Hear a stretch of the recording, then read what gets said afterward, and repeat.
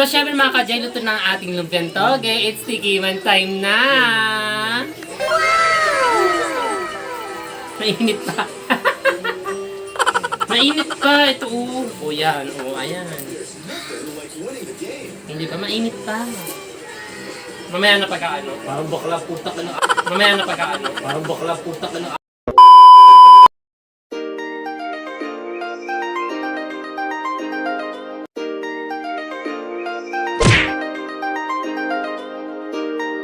Naira Marquez.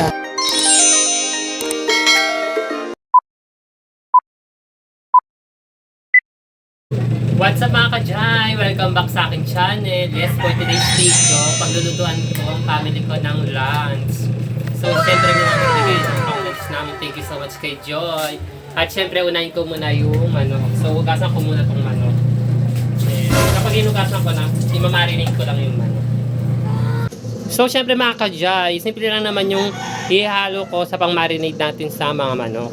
So, kailangan ko lang ng max sauce. So, nakakapagpasarap talaga to ng manok. So, try nyo na.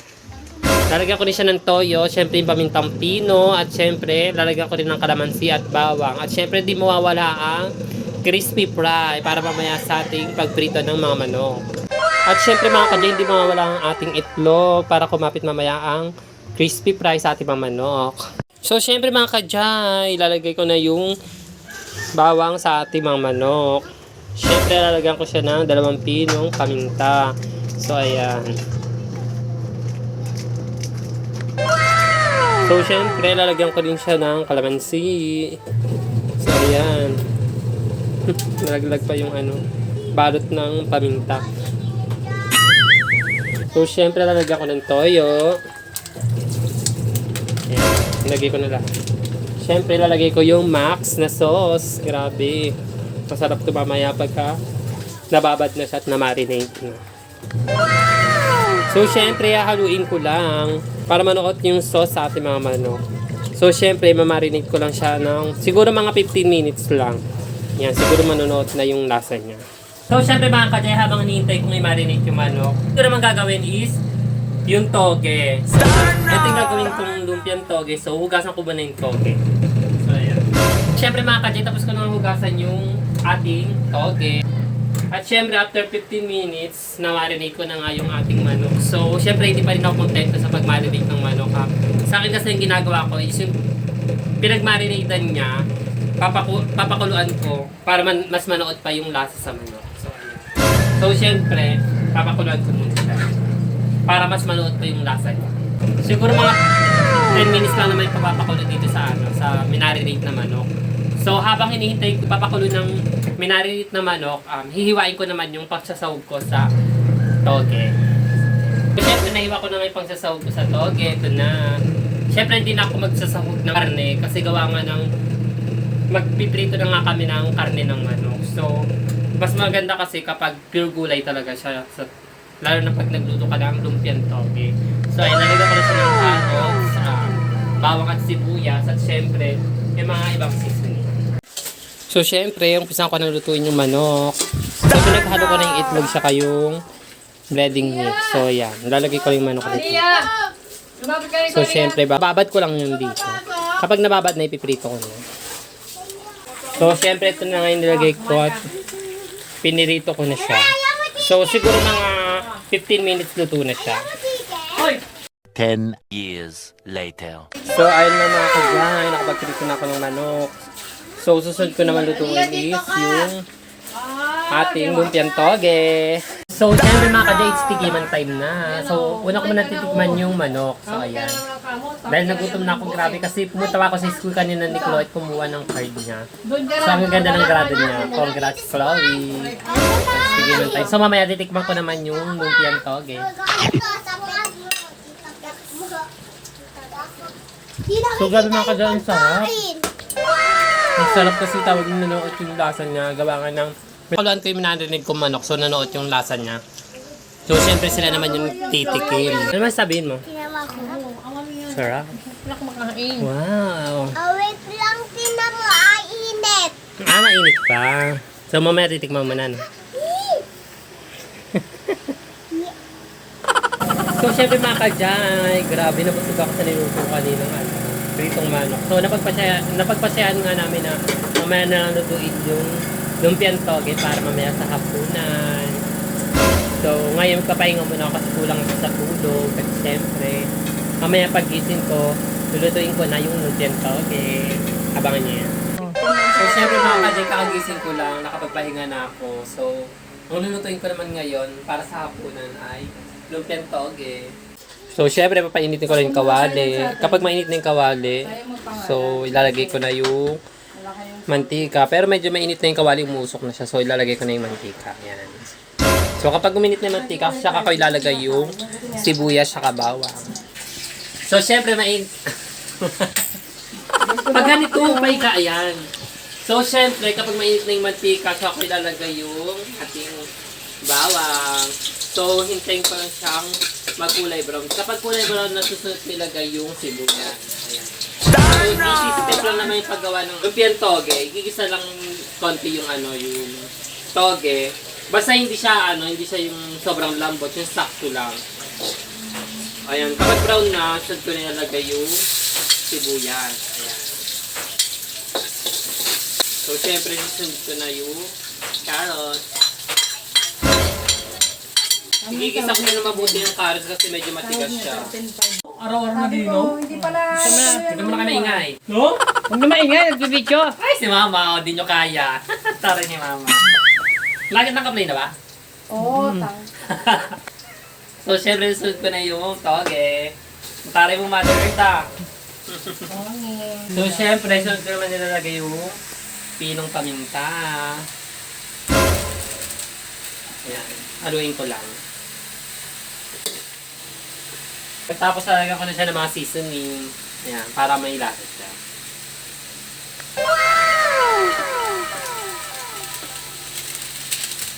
At syempre kapag medyo na siya, yung medyo naluto, pero hindi naman siya yung sobrang lutong-luto talaga. Kasi kailangan talaga hindi masyadong lutong-luto. Kasi lulutuin pa rin siya sa kapag kabinalot na siya. Para hindi siya malambot. So, ihiwalay ko naman yung mga lumpia wrapper. Kasi yung lumpiang wrapper na bibili talaga sa palengke is dikit-dikit. So, kailangan hiwa-hiwalay yung talaga. So, imabano ko kayo. So, syempre mga kajay, natapos ko nang igisa yung ating toge. So, ang susunod ko naman gagawin is ihiwa-hiwalay ko pa per peraso itong toge. Ay, ihiwalay ko per peraso itong lumpiang wrapper. Ayan. So, syempre mano-mano siya. So, baka abutin ako ng Sasapakin kita. 2 years. Oh, no! Lalawakan 2 years talaga? 2 years na pag-ano? Ay, natatakpan yung Huwag mo takpan So, 2 years ganyan. talaga? Huwag mo natatakpan yung camera, Dito ka humawak sa kabila. Yan. Hawak ka dito nga. Yan. Waray na, hindi nakikita yung ulo. Tabingi na tabingi. Kita. Yan. Huwag nakikita yung ulo tsaka yan.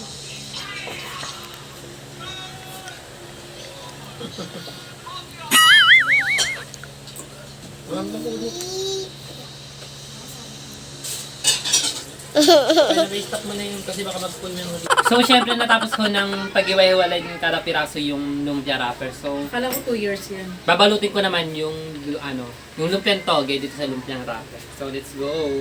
So, syempre mga kajay, umpisan ko ng balutin ng ating lumpia. So, kukuha lang tayo ng konti. At syempre, gagamitan ko siya ng itlog. So, ito yung magsisilbing paste ng ating para dumikit ang ating lumpia. So, umpisahan na. Atin to.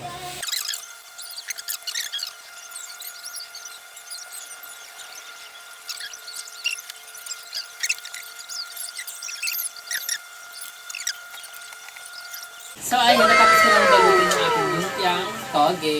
So, ready to cook na siya. So, let's go! So, syempre, sisimulan ko na lutuin ng ating lumpiang toge. So, syempre, bukka ko muna yung kalan. Iinitin ko lang yung mantika. So, may mantika na siya dito sa loob. Spider-Man. So, kapag uminit na yung mantika, dito ko na siya lulutuin. Kasi mas maganda magluto dito kasi madali siyang maluto. Tsaka luto siya sa labas pati sa loob. So, ayan. Wait lang natin ulit. Okay na. So, syempre, dahil mainit na ating mantika, ilalagay ko na ang ating lumpiang toge. Ayan. Hintayin lang natin mag-brown. Kapag mag-brown na, okay na yun. Ready to eat na. Diba? So, syempre mga kajay, magandang combination to sa suka. So, gagawa ko ng suka para sa ating lumpiang toge. Syempre, maghihiwa lang ako ng sili. Ayan. Tatagtarin ko siya para bongga yung diba? Parang pang malakasan. So, ayan. So, syempre, sunod naman ang hiwain ko ay sibuyas. So, ayan. Pampadagdag lasa rin to sa ating sausawan.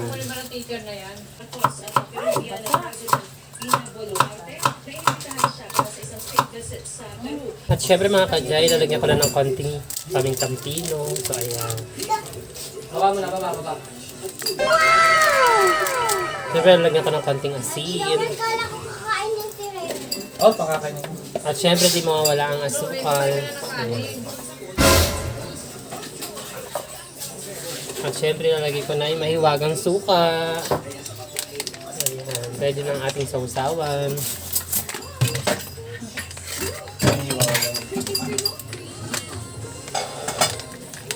Mga kajay, luto na ang ating lumpiang toge. It's tikiman time na! Mainit pa. Mainit pa. Ito, oh. O yan. O, ayan. Hindi pa, mainit pa. Mamaya na pagkaano. Parang buklang. So, syempre mga kajay, it's tikiman time na. So, titikman ko na yung niluto kong lumpiang toge. At syempre, bago ko tikman yung niluto kong lumpiang toge, magpapasalamat muna ako sa lahat ng blessings na tamasa namin. Syempre, kay Papa God, mula sa Papa God. At ang gabay at patnubay niya. So, dahil dyan, more blessings tayo. So, thank you so much. So, it's tikiman time na. Syempre, sasawsaw ko siya dito sa mahiwagang sausawan na ginawa ko. Yan. Tandaan mo ha. C-O-W, ano? Grabe ang sarap. Cow. Tawag siya pa ng gawin sukag na. Sobrang sarap. Naku mga kagay, kung nandito lang kayo, naku, alam nyo na. Magkakainan tayo dito kaya. Alam nyo na.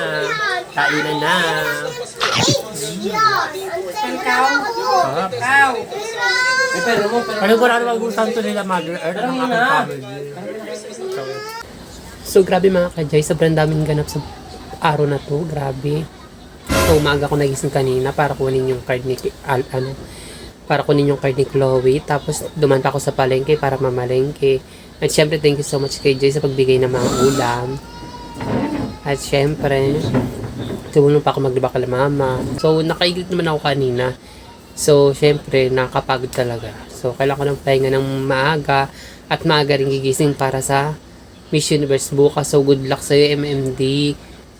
At syempre bago matapos ang vlog kong to, sa mga hindi pa nagsasubscribe na kayo sa aking YouTube channel para updated kayo sa aking mga susunod na video. And syempre don't forget to follow my fan page, Sanjaira Marquez. And syempre ang aking TikTok, kasama na rin aking IG. So yun lang, good night mga kajay, babush.